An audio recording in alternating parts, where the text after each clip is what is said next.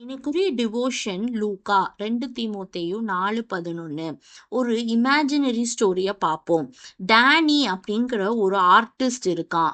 அவனுடைய டேபிள்ல ஒரு பேப்பரும் பென்சிலும் இருக்காங்க. அவங்க 2 பேரோட கான்வர்சேஷனை தான் இன்னைக்கு நம்ம பார்க்க போறோம். ஒரு நாள் டேனி அந்த சேர்ல உட்காந்துட்டு பென்சிலையும் பேப்பரையும் எடுத்து வரைய ஆரம்பிக்கிறாரு. அப்ப பென் ஈஸியா வந்துருது, ஆனா அந்த பேப்பர் வரமாட்டேங்குது. திரும்பவும் இன்னொரு பேப்பர் எடுத்து வரைய ஆரம்பிக்கிறாரு. அப்ப அந்த பெண் அந்த பேப்பர்கிட்ட கேக்குது, நீ ஏன் வரமாட்ற, ஏன் சோகமா இருக்கன்னு கேக்குது. உடனே அந்த பேப்பர் சொல்லுது, கூர்மையான உன்னை கொண்டு என் மேல வரைகிறப்ப எனக்கு ரொம்ப வலிக்குது, எனக்கு அது ரொம்ப கஷ்டமா இருக்கு அப்படின்னு சொல்லுது. உடனே அந்த பெண் சொல்லுது, இந்த வலியெல்லாம் நீ தாங்கினாதானே நீ ஒரு அழகான ஓவியத்தை உன்கிட்ட சுமக்க முடியும் அப்படின்னு சொல்லுது.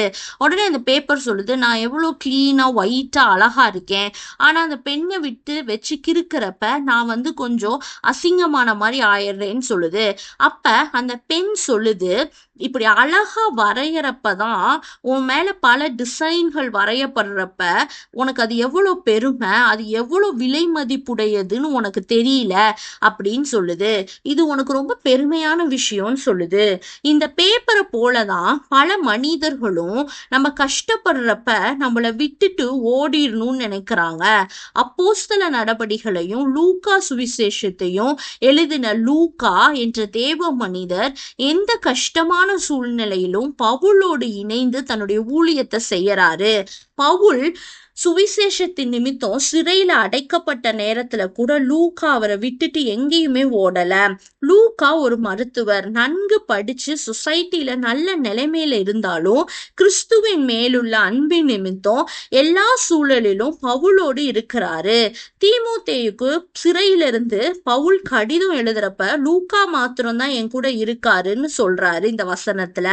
லூக்கா தன்னுடைய அன்றாட வாழ்க்கையில கிறிஸ்துவின் சுபாவத்தை வெளிப்படுத்துறவரா இருந்தாரு. லூக்காவின் வாழ்க்கையிலிருந்து நம்ம கற்றுக்கொள்ள வேண்டிய காரியங்கள் என்னன்னு பார்ப்போம். எல்லா சூழலிலும் சுவிசேஷத்தை வெட்கப்படாம போதிக்கணும். என்ன கஷ்டங்கள் வந்தாலும் ஊழியங்களுக்கும் ஊழியர்களுக்கும் உதவுறவங்களா இருக்கணும். லூக்கா அப்படிப்பட்ட ஒரு நல்ல மனிதனா இருந்தனாலதான் கிறிஸ்துவின் சீஷரா அவர் இல்லாதப்ப கூட 2 நிருபங்களை பைபிள்ல எழுதுறபடி ஆவியானவர் அவரோடு இருந்து நடத்துறாரு. அதே போல நாமும் இருக்கிறப்ப ஆவியானவர் இம்மையிலும் மறுமையிலும் நம்மளை கண்டிப்பா மேன்மையாக வைப்பாரு. ஏசு கிறிஸ்து சிலுவையில ஒப்பு கொடுக்கப்பட்டப்ப ஒருவர் கூட அவரோடு இல்ல. இன்று தேவனுக்காக பாட அனுபவிக்க அழைக்கப்பட்டிருக்கிறோம். அதுக்கு நம்ம ஆயத்தமா இருக்கமான்னு யோசித்து பாருங்க. தேவனே, உம்மை விட்டு பிரியாத கிருபை எங்களுக்கு தாங்க. ஆமேன்.